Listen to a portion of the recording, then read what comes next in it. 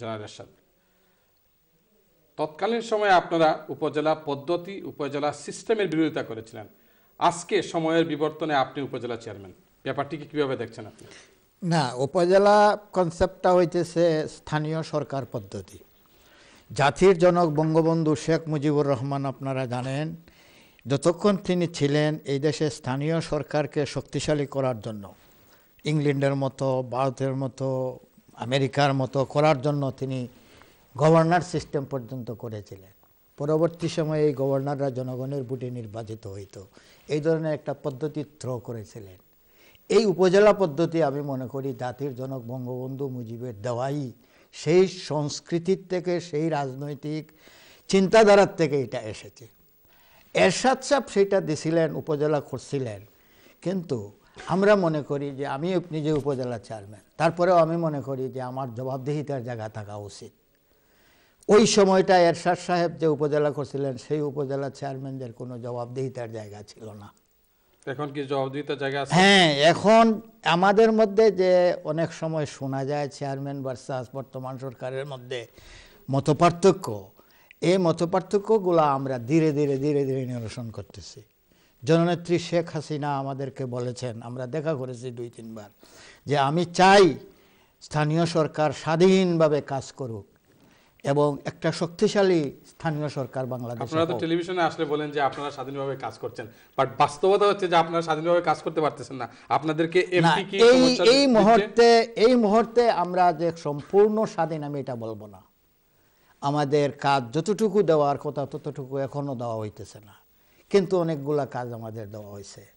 আমাদের আজকে আপনি দেখেন 13টা মন্ত্রণালয় বাংলাদেশের, সেই 13টা মন্ত্রণালয়ের কাজ করার দায়িত্ব কিন্তু উপজেলা চেয়ারম্যানের, সেখানকার সভাপতি উপজেলা চেয়ারম্যান। সেগুলো শিক্ষা, স্বাস্থ্য, মৎস্য, পশু সম্পদ, জনসেবামূলক, এগুলো সব কিছু উপজেলা চেয়ারম্যানের দায়িত্ব। ডেভেলপমেন্টে আমাদের কিছু কথাবার্তা আছে, উন্নয়নমূলক কাজকর্মে আমরা বলতেছি যে উন্নয়নমূলক কাজকর্ম উপজেলা চেয়ারম্যানদেরকে দেওয়া হোক, স্থানীয় সরকারকে হাতে দেওয়া হোক। এখানে এমপি সাহেবরা চাইতেছেন যে ওনাদের কাছে এইটা রাখা হোক। এখানেই আমাদের মধ্যে আর এমপি সাহেবদের মধ্যে পার্থক্য আছে। আমরা কিন্তু তাদের বিরোধিতা করি না, আমরা বলি এমপি সাহেবদেরকেও সম্পৃক্ত করা হোক সমন্বয়ের মাধ্যমে।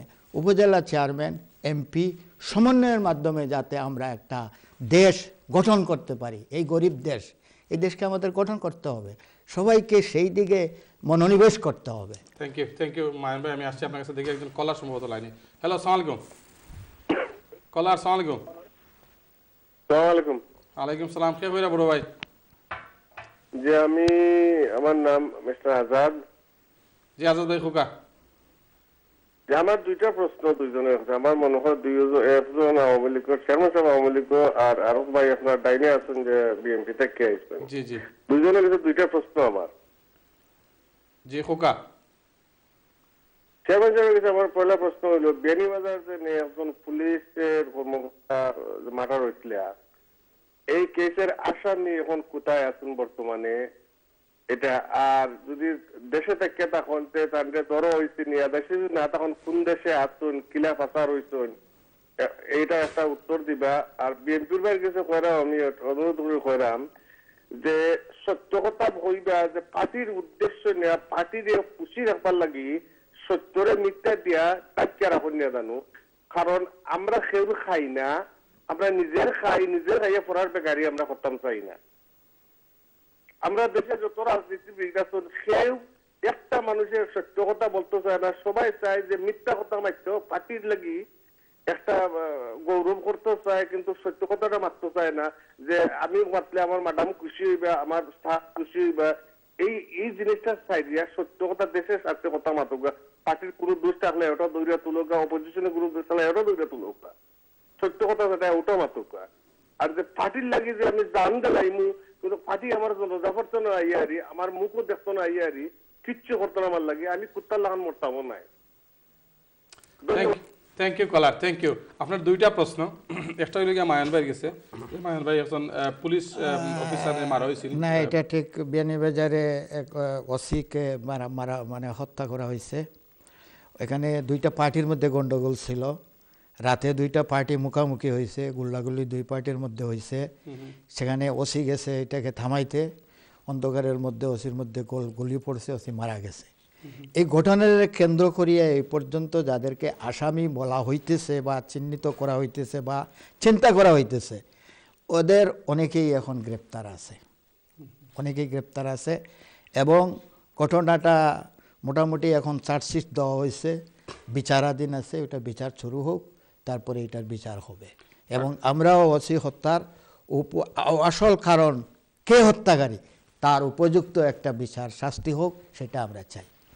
ওনার প্রশ্ন ছিল যে আসামি যিনি, তিনি কি দেশে আছেন না দেশের বাইরে চলে গেছেন? আসামি তো অনেকেই আছে, অ্যারেস্টও আছে, গ্রেপ্তার আছে, অনেকেই জেলের মধ্যে আছে, কেউ কেউ কেউ কেউ বাইরে আছে। প্রধান আসামি যারে করা হয়েছে সে জেলের মধ্যে আছে। জেলের মধ্যে আছে। জি, থ্যাংক ইউ কলার, আপনার প্রশ্নের উত্তর পাইছেন। আর উনি বলছে যে দ্বিতীয় প্রশ্নের উত্তর আমি দিব। হ্যাঁ, ধন্যবাদ আদাদ ভাই আপনার প্রশ্নের জন্য। আমি খুব সংক্ষেপে আপনার প্রশ্নের উত্তর দিতে চাই। আমি আপনার সাথে সম্পূর্ণ একমত এবং আপনার কথার সাথেই আপনার কথা শুনতে শুনতে কবি আবু জাফর ওবায়দুল্লাহর একটা কথা মনে পড়ে গেল, যে সত্য হলো সর্বগ্রাসী অগ্নি, তাকে অসত্যের স্তূপে সাময়িকভাবে ধামাচাপা দেয়া গেলেও তা একদিন না একদিন প্রকাশিত হবেই। এবং এই সত্য কথাটি আসলে আমি আপনাদের সামনে বলতে চাই। অতীত ইতিহাস আপনারা সত্য জানেন, আর বর্তমানের যে সত্য সেটা মিডিয়ার মাধ্যমে, পত্রপত্রিকার মাধ্যমে আপনারা দেখতে পাচ্ছেন। আমি শুধু সেই সত্য কথাটুকুকেই সংক্ষেপে আপনাদের সামনে উপস্থাপন করার চেষ্টা করেছি মাত্র। আপনাকে ধন্যবাদ কলার। থ্যাংক ইউ আজিজ ভাই। দেখি নেক্সট কে আছেন কলে। হ্যালো, আসসালামু আলাইকুম কলার। আসসালামু আলাইকুম কলার। আসসালামু আলাইকুম।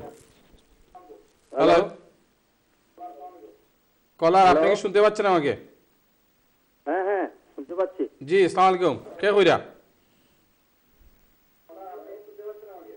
হ্যালো হ্যালো, হ্যাঁ হ্যালো, সুয়েব ভাই নাকি? জি, সুয়েব ভাই বলছি। আপনি এর আগে আপনার টেলিভিশনের ভলিউমটা কমিয়ে দেন ভাই, প্লিজ। কম তো আছে, ভলিউম তো অলরেডি কমই আছে। না, কমাই দুকা, আপনি একবারে কমাই দুকা প্লিজ। আপনি আমার লে মাতুকা। আচ্ছা আচ্ছা, দেন, সুয়েব সাহেবকে দেন। সুয়েব সাহেব মাতরাম।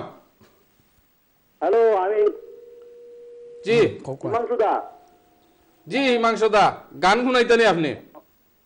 হয়তো গান হইতাম না, আমার বন্ধুরে দেখলাম আমরা লিডার আইসে সিলেট থেকে, তার লোকে একটু মারতাম।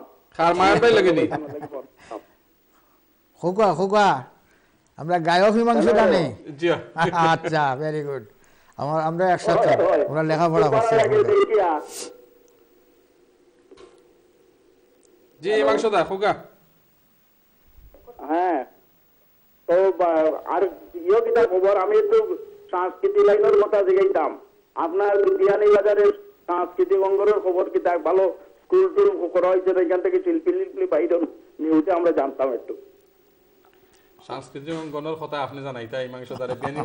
বিয়ানীবাজারও গান বাজনা খিলানো একটা উন্তা চাইরা নি হিমাংশুদা? না, সিলেটর। ওকে হিমাংশুদা, আপনি যেরকম ডাকিয়া আইসলা, আমি সিলেটি ভাষায় কই, তো যে অবস্থায় আছে সাংস্কৃতিক অঙ্গন, আমি মনে করি এখন অনেকটা ডেভেলপ করছে, অনেক নতুন নতুন শিল্পী বাইর হয়ে আইছে। এবং আমার বিয়ানীবাজার আমি স্বরলিপি নামে একটা সাংস্কৃতিক সংগঠন করছি। এখানে মানে আপনারা তো বোঝেন আমাদের দেশের যে সংস্কৃতি, গ্রাম লেভেলে এই সমস্ত জিনিস আগুয়াইয়া নিতে একটু কষ্ট আছে, তার বাদেও আমি বিয়ানীবাজারে মোটামুটি একটা ভালো সাংস্কৃতিক সংগঠন গড়িয়া তুলছি। এবং আমার মতে বিয়ানীবাজার সিলেট সাংস্কৃতিক অঙ্গন বেশ ভালোই অবস্থানে আছে। ওকে, সম্ভবত আরেকজন কলার লাইনে। দেখি কে আছেন লাইনে। হ্যালো, আসসালামু আলাইকুম। আসসালামু আলাইকুম। আলাইকুম সালাম। কে কইরা বড় ভাই? ভাই আমার নাম কুতুব। কুতুব ভাই, খোকা। আমি তো রাত্রে কষ্ট করি আপনার প্রবেশ দেখাত বইছিলাম, ভাবলাম আমরা বড় ভাই বিয়ানীবাজারের আইসইন আর আরেক বড় ভাই বইসইন, সবাই বইসইন, আপনারা লোকালের কথা শুনবো, কিন্তু আমরা আপনারা ন্যাশনাল যে আইটেমটা ওই বাড়িয়া কইলা যে বাড়িয়া মানুষ চেয়ারম্যান মারা, আজকে আর্মি মানুষ মারা, তার মানে ন্যাশনাল পলিটিক্স নাম আছে। আমার বাড়ি গোলাপগঞ্জ নালিউরি। তো ন্যাশনাল পলিটিক্স না মাতিয়া যদি লোকালর মাতইন তে আমরা একটু খুশি হইমু। আর আপনারা যে সাবজেক্ট পয়লা দর্শন তার মানে পাবলিকরে একটা ইঙ্গিত দিলে আমার কাছে লাগে আবার একটা তত্ত্বাবধায়ক সরকার বা মিলিটারি সরকার হওয়ার সম্ভাবনা আছে। এটা কতটুকু আপনারা যে দুনু বড় ভাই বইছেন টাইম যে এই মাইডইন নিয়ে আলোচনা করলা যে চেয়ারম্যান সাহেবরে মারছেন বা অন্য মারছেন টাইম এটা কতটুকু ইশারা ইঙ্গিতে পাইলার। আমরা অনুরোধ থাকবো এই ধরনের কাণ্ড কারখানা যেন মিডিয়ার মাধ্যমে যদি আপনারা টেলিভিশনও না দেখায়, এটা এই সভ্য জগতে দেখায় না। আমরা জেলা অসভ্য জগতে মারি আর অসভ্য জগতে এটা দেখানি ওর, কিন্তু আমরা যদি লন্ডন বই আমরার বাচ্চা কাচ্চা যদি এই ধরনের ঘটনাগুলা দেখায়, এই চেয়ারম্যান সাহেব হলে আর যত এমপি সাহেব হলে আর যত মন্ত্রী সাহেব হলে আইয়া আমরারে উৎসাহিত করা দেশের প্রতি, তাই এটা আস্তে আস্তে বলি দিতে হইবা। ছেলেরা এটা দেখিয়া তার মানে এই দেশের প্রতি যে ঘৃণা করে আর তান যে পলিটিক্স প্রতি যে ঘৃণা বাড়ে, এটা বাসায় তো প্রকাশ করার নাই। কেমন জানি কথা। আর আরেকটা জিনিস হইল, যদিন এইভাবে টেলিভিশন আর মিডিয়া বাংলাদেশে দেখাইলো আর আমরা এই দেশের মিডিয়ায় যদি আপনারা এই সিনগুলা দেখাই, অন্তত পক্ষে একটা ওয়ার্নিং দেওয়া দরকার। জেলা আপনারা সোয়েব বাই মিডিয়াটা এই দেশে যদি একটা ভেরি সাংঘাতিক একটা ঘটনা দেখায়, রিপোর্টাররা বা প্রেজেন্টাররা অ্যাডভান্স করিয়া থাকে বাচ্চা কাচ্চারে সরাইবা লাগি বা মুরব্বী দেখলে একটা ক্ষতিকর এমন জিনিসগুলা দেখাতে হইতেছে মিডিয়ার। এইটাতে আপনারা একটা আমরা অনুরোধ থাকবো বাংলাদেশের এই খান্ড কারখানাগুলো আপনারা দেখাইবেন। থ্যাংক ইউ কুতুব ভাই, আপনি লাইনে হওয়ার লাগি। দেখি নেক্সট কলার খেয়ে আসেন। হ্যালো, সালাম আলাইকুম কলার। সালাম আলাইকুম। হ্যালো কলার, সালাম আলাইকুম। কলার কি লাইনে আছেন? হ্যালো হ্যালো, সালাম আলাইকুম। জি সালাম আলাইকুম সুয়েব ভাই। ওয়ালাইকুম সালাম। কে কইরা? আব্দুর রহিম শামীম কই আর ওয়েস্ট লন্ডন থেকে। জি শামীম ভাই, ভালো আছেন আপনি? জি আলহামদুলিল্লাহ। কিটা খবর গুলা কই দিতে পারি আপনার? প্যানেল আপনার মাধ্যমে আপনারও সালাম, প্যানেলর জয় অতিথিরে আমার সালাম দিলাম। আর এখানেও আমরা বর্ষিয়ান জননেতা বীর মুক্তিযোদ্ধা বিয়ানীবাজার উপজেলা পরিষদের চেয়ারম্যান এবং সিলেট জেলা আওয়ামী লীগের যুগ্ম সম্পাদক জনাব আব্দুল খালিক মায়ন সাহেব উনি উপস্থিত হয়েছেন। কেন দেখি আমার খুব ভালো লাগতেছে এবং বিয়ানীবাজারে বিভিন্ন উন্নয়নমূলক কর্মকাণ্ড ইতিমধ্যে উনার দ্বারা সম্পাদিত হয়েছে এবং আমি আশা করি যে উনার বলিষ্ঠ নেতৃত্বে আগামী দিনও আরো যেগুলা ছোটখাটো যেগুলা সমস্যা আছে আমাদের বিয়ানীবাজার উপজেলার সবগুলা সমস্যা উনি জনগণের সাথে মিশে জনগণের জন্য কাজ করতেছেন। সেজন্য আমি আশাবাদী যে উনার মাধ্যমে আমাদের বিয়ানীবাজারের সার্বিক উন্নয়ন সাধিত হবে।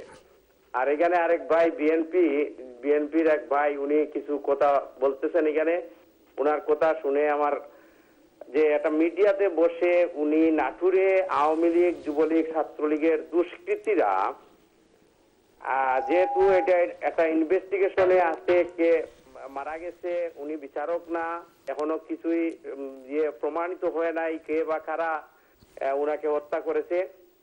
উনি যে এই ধরনের একটা কথা যে আওয়ামী লীগ যুবলীগ ছাত্রলীগের দুষ্কৃতীরা, এই যে কথাটা উনি বলেছেন, আমি আশা করব যে মিডিয়াতে বসে ভবিষ্যতে উনি এক্সপান্ড করার জন্য এটা এই ধরনের মানে একটা সংগঠনকে উদ্দেশ্য করে এই ধরনের শব্দ যেগুলো অশালীন শব্দ প্রয়োগ না করার জন্য আমি উনাকে আহ্বান জানাবো। এবং উনি বারবার যে আওয়ামী লীগ ৭৪-এর দুর্ভিক্ষ ঘটিয়েছে, আওয়ামী লীগ কি করেছে কি না করেছে, উনাকে আমি বলতে চাই এই আওয়ামী লীগের মাধ্যমে আওয়ামী লীগের নেতৃত্বেই বাংলাদেশ স্বাধীন হয়েছিল। জিয়াউর রহমান ছিলেন একজন মেজর, একজন সেক্টর কমান্ডার ছিলেন। আজকে উনি মিলিটারির কুর্দি পরে ক্ষমতায় আসীন হয়েছেন। উনার এরশাদের কোনো দোষ আমি দিতে চাই না। উনি যেভাবে ক্ষমতা গ্রহণ করেছেন এরশাদের দোষ আপনি এখানে দিতে চাই না, কারণ এরশাদ আওয়ামী লীগ আছেন এর লাগি নি শামীম ভাই ক্ষমা চেয়েছে তার স্বৈরাচারী কর্মকাণ্ডের জন্য, জাতি তাকে ক্ষমা করে দিয়েছে, সেজন্য জোট সরকার ক্ষমতায় এসেছে। তো আপনারা রাজাকার আলবদর যারা চিহ্নিত রাজাকার ওদের হাতে আপনারা বিএনপির ভাইয়েরা আপনারা জাতীয় পতাকা তুলে দিয়েছেন, নিজামী মুজাহিদকে মন্ত্রী বানিয়েছেন, তারপরেও ওদের সাথে আপনারা 4 দলীয় জোট করে এখনো জোট করে আপনারা যে কর্মকাণ্ডগুলা করতেছেন, যে ধ্বংসাত্মক কর্মকাণ্ড আপনারা এই আজকে যে মনে করেন নারায়ণগঞ্জে যে পাবলিককে উস্কানি দিয়ে বিএনপির লোকজন, বিএনপি জামাতের লোকজন এই যুদ্ধাপরাধীদের বিচার যাতে সংগঠিত হতে না পারে সেজন্য মানুষের ম্যান্ডেট অন্যদিকে ঘুরিয়ে নেওয়ার জন্য এই চক্রান্ত করে আপনারা এই চক্রান্ত এবং ষড়যন্ত্রের রাজনীতি প্রত্যাহার করে এখনো আপনারা আসুন। আমি আপনাদেরকে আহ্বান জানাবো সুস্থ রাজনীতির পক্ষে আপনারা আসুন। সবাইকে ধন্যবাদ। থ্যাংক ইউ শামীম ভাই, থ্যাংক ইউ। আপনি বিরাট বক্তব্য আসছেন আপনি। সুপ্রিয় দর্শক, আপনারা যারা টেলিফোনে কথা বলেন আপনারা দয়া করে টু দ্য পয়েন্ট কথা বলবেন। আপনাদের কোনো প্রশ্ন থাকলে আপনারা প্রশ্ন করবেন, কারণ আপনারা যদি প্রশ্ন না বলে আপনাদের মতামত দেন তাহলে আমাদের জন্য একটা সমস্যা হয়ে যায়। আমাদের প্রচুর কলার লাইনে আছেন, আমি কলারদেরকে অনুরোধ করব আমাদের ছোট্ট একটি বিজ্ঞাপন বিরতিতে যেতে হচ্ছে। বিজ্ঞাপন বিরতির পর আমরা আবারও ফিরে আসছি, ফিরে এসে আপনাদের প্রশ্ন বা মতামত আমরা নেব। ততক্ষণ পর্যন্ত আমাদের সঙ্গেই থাকুন।